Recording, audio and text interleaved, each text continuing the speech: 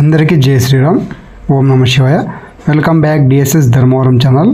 నేను మీకు ఈ వీడియోలో ఆ శివుడు పార్వతికి అర్ధభాగం ఎలా ఇచ్చాడు అన్న యొక్క విశిష్టత ఒక కథ ద్వారా స్వామివారు కథ ప్లస్ దానికి చిన్న వ్రతం ఉందంట. ఆ వ్రతం గురించి కూడా ఇప్పుడు చెప్తాడు. ఈ వ్రతం చేయడం వల్ల ఏమేమి ఉపయోగాలు ఉంటాయి అన్న ప్రతి ఒక్కటి కూడా స్వామివారు కథ రూపంలో చెప్తాడు. ఈ కథ ప్రతి ఒక్కరూ కూడా పారాయణం చేసుకున్నా విన్నా చాలా ఉపయోగాలు ఉంటాయంటండి. ఇక మనం వీడియోలోకి వెళ్ళిపోదాం. ఎవరైనా ఫస్ట్ టైం నా ఛానల్ చూస్తుంటే సబ్స్క్రైబ్ చేసుకొని పక్కన ఉన్న గంట సింబల్ కొట్టి అందులో ఆల్ అనేదాన్ని సెలెక్ట్ చేసుకుంటే నేను పెట్టే ప్రతి ఒక్క టెంపుల్ వీడియో మీకు నోటిఫికేషన్ ద్వారా వస్తుంది. చూడండి, లైక్ అండ్ కామెంట్ చేయండి. Please subscribe and support. నేను మీ డిఎస్ఎస్ ధర్మవరం. ఓం నమ శివాయ. పార్వతీదేవికి అర్ధ శరీర భాగాన్ని ఏ విధంగా ఇచ్చాడో కథ రూపంలో చెప్పడం జరుగుతుంది. అందరూ వినండి. పూర్వము సూత పౌరాణికుండు శౌనకాది మహర్షులు గాంచి ఈ విధంగా చెప్పుచున్నాడు. ఓ ఋషిపింగవులారా, మానవులకు సర్వ సౌభాగ్యములు కలుగజేయునది పార్వతీదేవిచే సాంబశివుని శరీరార్థము పొందినదియగు కేదారేశ్వర వ్రతం ఒకటి ఉన్నది. ఆ వ్రత విధానమును వివరించదను వినండి. దీనిని బ్రాహ్మణ, క్షత్రియ, వైశ్య, శూద్రాదులు ఆచరించవచ్చును. ఈ వ్రతమును 21 సార్లు ఆచరించిన వారు సకల సంపదలు అనుభవించి పిదప శివసాధ్యము పొందుదురు. ఓ మునిశ్రేష్ఠులారా, ఈ వ్రత మహత్యమును వివరించదును వినండి. భూలోకమునందు ఈశాన్య భాగమున మెరుపు గుంపులతో కూడి ఉన్న శరత్కార మేఘములంబోలు నిఖిల మణి విచిత్రంభైన శిఖరముల చేతను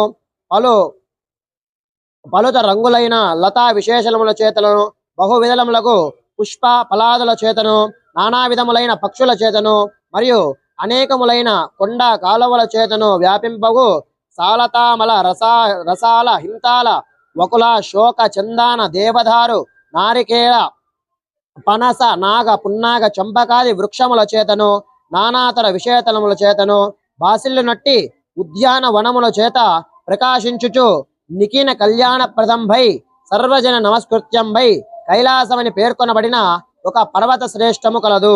అంత షడ్గుణైశ్వర్య సంపన్నులను మహామహానీయులనగు యోగుల చేతను సిద్ధ గంధర్వ కిన్నెర కింపురుషాదుల చేతను సేవింపబడి మనోహరంభైన ఆ పర్వత శిఖరమునందు జగత్కర్త అయిన పరమేశ్వరుడు ప్రథమ గణములచే పరివేష్టింపబడి భవానీ సమేతుండై సకల దేవముని బృందముల చేత నమస్కరింపబడుచు ప్రసన్నుండై కూర్చుండే యొక్క సమయమున చతుర్ముఖాది దేవతలందరికీ దర్శనమిచ్చను. అంత సూర్యాగ్ని పవనులు నక్షత్రయుక్తుండైన నిశాకరుండను మరియు ఇంద్రాది దేవతలను వశిష్ఠాది మహర్షులను రంభా మొదలగు అప్సరసలను బ్రాహ్మీ మొదలగు సప్తమాతృకలను సేనానియు గణపతిను సత్స్వరూపమును పొందియున్న నంది భృంగి మొదలగు ప్రమద గణములను పరివేష్టించి కొలుచుచుండ నట్టి భవానీ వల్లంబున అత్యంతంబగు సభయందు నారదుడు మొదలగు దేవగాయకులు స్వామి అనుజ్ఞవడసి గానము చేసిరి. అట్టి రమణీయంబును శ్రావ్యంబును గానము ప్రవర్తిల్లుచుండగా గుర్తాచి మేనకదులు వీణాది చతుర్విధ వాద్యములతో లయలతో కూడిన నృత్యము మునర్చిరి. అప్పుడు వేల్పు బానిసలోనికి మిక్కిలి సొగసగత్తైన రంభ నిఖిల సుర బృందముల యొక్క ఎల్లమ్ములు రంజిల్లునట్టుగా నాట్యము ఆచరించెను. ఆ సమయమున భృంగిరెడ్డి అనేది ఒక భక్తపరుండు ఆ స్వామి సన్నిధి ఇదానందమునకు వచ్చి ప్రీతి కలుగునట్లుగా వికట నాట్యము చేయగా అప్పుడు సకల దేవతలకు మిక్కుటమైన హాస్యము జరించెను. అటువంటి ఆశ్చర్యంబగు హాస్యముల వలన అప్పుడు పర్వత గృహలు నిండుటుండల గొప్ప కలకల ధ్వని కలిగెను. ఇట్లు హాస్యమును విస్తరించున్నట్లు సర్వేశ్వరునకు శంకరుడు ఆ భృంగిరెడ్డిని చూసి, నీ చేత మికుల హర్ష ప్రవర్తంభైన నాట్యము చేయబడనని సెలవిచ్చి ముదంమంది ఆ భక్తునికి అనుగ్రహించను. అంతటా భృంగిరెడ్డి శివానుగ్రహము కలుగటకు చేసి అతడు ప్రీతుండై సకల విధములచే గౌరవింపబడి సమాహిత చిత్తుండై వినయముతో కూడి పార్వతీదేవిని విడిచిపెట్టి ఈశ్వరునికి మాత్రమే ప్రదక్షిణ నమస్కారం ఆచరించెను. అప్పుడు పార్వతీదేవికి కోపం వచ్చి తన పతి అయిన పరమేశ్వరుని వీక్షించి, స్వామి, ఈ భృంగిరెడ్డి నన్ను విడిచి మీకు మాత్రమే ప్రదక్షిణ ఆచరించుటకు కారణమేమి? విన వేడుకగా ఉన్నది, ఆనతీయవే అని వేడగా ఆ సదాశివుడు ఈ విధంగా చెప్పుచున్నాడు. ఓ ప్రియురాలా, చెప్పేదను వినుము. పరమార్థ విధులకు యోగులకు నీ వలన ప్రయోజనంబు లేమని చేసి నాకు మాత్రమే నమస్కరించనని చెప్పెను. ఆ మాటలకు పార్వతీదేవికి మిగుల వ్రీడన పొంది భర్త యందున తన శక్తి ఆకర్షించగా ఆ స్వామి త్వగస్థ వశిష్ఠ మాత్రంపబడని అంత ఆ దేవి సారహీనురాలై వికటురాలయ్యను. పిదప ఆ దేవికి కోపం వచ్చి దేవతల చేత నోరడింపబడినను కైలాసమును వదిలి తపంభునకు బహువిధములకునైన సింహ శరభ శార్దూల మృగ గజ మృగాదుల చేత సేవింపబడినదు. నిత్య వైర ముడియున్ననున్న పన్నగ గరుడాది సకల జంతువులచే నిండియున్న నదియు నానావిధ వృక్షాలచే గుల్మాది భూయిష్టంబగు ఋషిశ్రేష్ఠ సేవితంబైన సర్వాభీష్టప్రదంబైన గౌతమాశ్రమునకు ప్రవేశించను. అక్కడ ఆ గౌతము వన్యంబులై హోమయోగ్యంబులకు సమతుష్ట ఫలాదులను సంగ్రహించుకొని వనము నుండి వచ్చునడను తన ఆశ్రమ భాగమున వెలుగుచున్న ప్రకాశమును చూచి ఋష్యాశ్రమము బగునున్నది ఇట్లు శోభిల్లుతున్నదేమి అని విస్మయం పొంది తత్కారణము చింతించుచు ఆశ్రమ ప్రవేశించి తామర రేకుల వంటి కన్నులు కలిగి యలంకృతారైన ఉన్న ఆ మాహేశ్వరుని కనుగొని పూజ్యురాలైన ఓ భగవతి నీ విచ్చటకు ఎందుకు వచ్చినావు కారణమేమి అని అడగగా ఆ దేవి ఆ జడదారికి తన విషాద కారణమును వచించి నమస్కరించి ఓ మునీశ్వర ఏ వ్రతము యోగులకు సమ్మతమైనదో ఏ వ్రత అనుష్ఠానము చేత శంకర దేహార్థమును నాకు ఘటించునో అటువంటి వ్రతము ఉపదేశించుము అని అడగగా ఆ మహర్షి సకల శాస్త్ర పురాణ అవలోకమును జావించి ఈప్సితార్థం బగు శ్రీమద్ కేదార నామకంపైన ఉత్తమ వ్రతము ఆచరించమని ఉపదేశించను. అంతా దేవియు ఆ వ్రత అనుష్ఠాన క్రమమును ఆనతీయవి అని అడగగా వేడగా ఇటులను చెప్పుచుండెను. అమ్మ భాద్రవద శుక్ల అష్టమి యందు శుద్ధ మనస్కురాలపై మంగళకరములగు సేవక వింశతి తంతువుల చేత హస్తమునందు ప్రతిసరమును ధరించి పూజించి ఆ దినము ఉపవాసము నరించి మరునాడు బ్రాహ్మణ భోజనము చేయించి అది మొదలు అమావాస్య వరకు నీ వ్రతము ఇటుల సొలవుచు ప్రతిదినమునందున శ్రీమద్ కేదార దేవునికి ఆరాధించవలయను.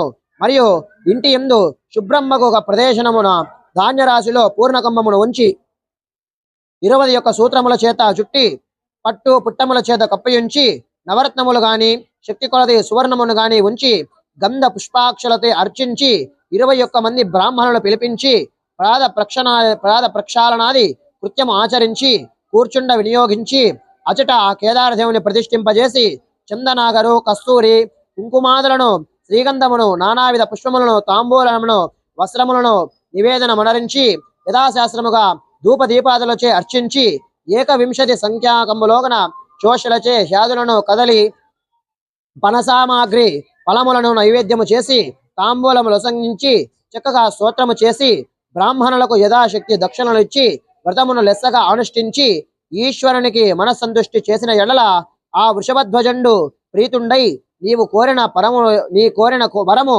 ఇయ్యగలడు అని వచించిన కాత్యాయనును అటులేకుగాక అని ఆచరించను. అంతా పరమశివుడు సంతుష్టుడై అచటకు దేవగణముల తోడలను అత నా శంకరార్థమును శరీరమును నీకు ఇచ్చేదను అని ఇవ్వగా ఆ పార్వతీదేవి ఉప్పొంగిపోయి శంకరార్థ దేహమును పొంది లోకానుగ్రహము చేయదలచి తన పతియకు పరమశివునితో నీ వ్రతము ఆచరించు వాళ్లకు సకలాభీష్టి కలుగొనట్టులా అనుగ్రహించనని ఎల్లవారు ఆచరించరు అనగా అటులే అగుగాక అని అంగీకరించి శివుడు సురసంగములతో కూడా అచ్చట సంతర్హుడయ్యను. మరికొంత కాలమునకు శివభక్తి యుక్తుండగు చిత్రాంగదుడను గంధర్వగుడు నందికేశ్వరుని వలన ఆ వ్రతచర్య క్రమం వరచరిచి మనుష్య లోకమునకు ఉపదేశించవలయనని నిశ్చల గలవాడై ఉజ్జయిని పట్టణమునకు చేరి వజ్రదంతుడనే రాజునకు ఆ వ్రతమును ఉపదేశింప అతడు ఆ వ్రతమును కల్పోక్త ప్రకారముగా ఆచరించి సార్వభౌముడయ్యను. మరికొంత కాలమునకు ఆ పట్టణమును ఉన్న వైశ్యునకు పుణ్యవతి భాగ్యవతి అను 2 కుమార్తెలు కలిగిరి. వారిద్దరూ తండ్రి దగ్గరకు పోయి కేదార వ్రతం ఆచరించుటకు ఆనతీయమని వేడగదా అతడు అమ్మా నేను మికుల దరిద్రుడను మీరు తలంపు మాననడగా ఓ తండ్రి నీ ఆజ్ఞయే మాకు చాలు అని చెప్పి సెలవు పుచ్చుకొని ఒక వటవృక్షము కింద కూర్చొని ప్రతిసరము కట్టుకొని యథావిధిగా పూజంప వారల భక్తిగా మెచ్చి ఈశ్వరుడు ఫలము సామాగ్రిని ఇచ్చెను. అంతటా వారలు చక్కగా వ్రతము ఆచరించుట వలన ఆ మహాదేవుండు ప్రీతుండై ఆ కన్యలకు ఆయుర ఆరోగ్య ఐశ్వర్యములను దివ్య రూపములను ఇచ్చి అంతర్ధానమయ్యను. పిమ్మట ఆ వ్రత మహాత్యమును వలన ఉజ్జయిని పటమును నేలుచున్న రాజు పుణ్యవతి అనే కన్యను, చోళభూపాలుడు భాగ్యవతి అనే కన్యను పెళ్లి చేసుకునిరి. అందువలన ఆ వైశ్యుడు ధన సమృద్ధి కలిగి సామ్రాజ్య సంపదలను పుత్రులను పొంది సుఖమునుగా ఉండెను. కొన్ని నాళ్ల పిదప రెండవ కుమార్తె అయిన భాగ్యవతి అనున్నది ఐశ్వర్య మదమోహితురాలై కొంతకాలమునకు నా వ్రతమును విడిచిపెట్టెను. అందువలన భాగ్యహీనురాలై పుత్రుని తోడ పెనిమిడి చేత తిట్టించుకొని అడవిలో తిరుగుచు సంచారానికి రాలై ఒక బోయవాని ఇల్లు చేరెను. అచ్చట పుత్రుని చూచి, నాయన, అక్కకు పుణ్యవతిని ఉజ్జయిని పురపు రాజు వివాహమాడి ఉన్నాడు. నీవు అక్కడికి పోయి మన సంగతంతా చెప్పి బ్రతుకు తెరువుకై తగినంత ధనము తీసుకుని శీఘ్రముగా రా అని చెప్పి ఆ పట్టణమునకు పంపించను. అప్పుడు ఆ కుమారుడు పట్టణమునకు పోయి పెద్ద తల్లితో తన తల్లి యొక్క దుస్సంగ బహు కష్టమును తెలుపగా ఆ పుణ్యవతి అతని చేతికి విస్తారముగా ధనమునిచ్చెను. అంతా అతడు ధనమును తీసుకొని వచ్చుచుండగా మార్గమున అదృశ్య రూపుండైన దేవుని వలన ఆ ధనమంతా కూడా అపహరింపబడగా అతడు మరలా పెద్ద తల్లి వద్దకు వెళ్లి ఆ వృత్తాంతాన్నంతా విన్నవించి మరికొంత ధనాన్ని తీసుకొని వచ్చెను. ఆ ధనము కూడా దొంగతనము చేయబడగా అతడు అప్పుడు ఆశ్చర్యపోవడంతో వానితో ఈశ్వరుడు అదృశ్య రూపుడై ఈ విధంగా చెబుచున్నాడు, ఓ చిన్నవాడా, వ్రతభ్రష్టులకు నీ ధనంబు గ్రహింపవాలని చెప్పెను. ఆ మాటలు విని విస్మయం పొంది ఆ చిన్నవాడు మరలా ముందు వలనే ఉజ్జయిని పట్టణముకు పోయి ఈశ్వరుడు చెప్పిన వృత్తాంతాన్నంతా పెద్ద తల్లికి వివరముగా చెప్పెను. అప్పుడు ఆ పుణ్యవతి ఆలోచించి ఆ పుత్రుని చేత కేదార వ్రతమును ఆచరింపజేసి తన చెల్లెల్ని కూడా వ్రతము చెయ్యమని చెప్పి అటలు చెప్పమని చెప్పి ధనమును ఇచ్చి పంపెను. అతడు బయలుదేరి వచ్చుచున్న మార్గములో అప్రయత్నముగా ముందు గోపాలను ధనమంతయు కూడా మళ్ళీ స్వాధీనమైనది.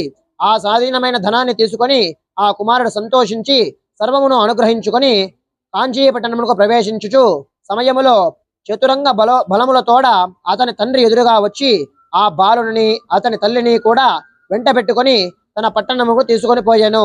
అంతటా రాకుమారుడు తల్లిదండ్రులతో కూడా సుఖముగా ఉండెను. పిమ్మట తల్లి యొక్క భాగ్యవతిను తండ్రి యొక్క చోళరాజును అది మొదలు ఈ వ్రతమును ఆచరించుచు అవిచ్ఛిన్నంబగు సకల సంపదలు అనుభవించుచుండిరి. ఎవరైనా యథోక్త ప్రకారముగా ఈ వ్రత మహత్యమును భక్తియుక్తులై వినినా చదివినా అట్టి వారందరూ కూడా ఆ మహాదేవుని అనుగ్రహం వలన అనంతంబగులకు ఆయుర ఆరోగ్య ఐశ్వర్యములను పొంది సుఖంబులను అనుభవించి శివసాధ్యమును పొందుదరని గౌతమ మహారుచిచే చెప్పబడిన సూతుండు శౌనకాదులకు చెప్పునట్లుగా శ్రీ వ్యాస భట్టారకుడు స్కాంద పురాణమున వర్ణించెను. ఇది వ్రతకథా సమాప్తః. నమస్కారం. హాయ్ ఫ్రెండ్స్, నేను మీ డిఎస్ఎస్ ధర్మవరం. నేను ఫస్ట్ టైం నా ఛానల్ చూసి సబ్స్క్రైబ్ చేసుకుని పక్కన ఉన్న గంట సింబల్ కొట్టి అందులో ఆల్ అని సెలెక్ట్ చేసుకోవాలని కోరుతున్నా. నేను మీ డిఎస్ఎస్ ధర్మవరం.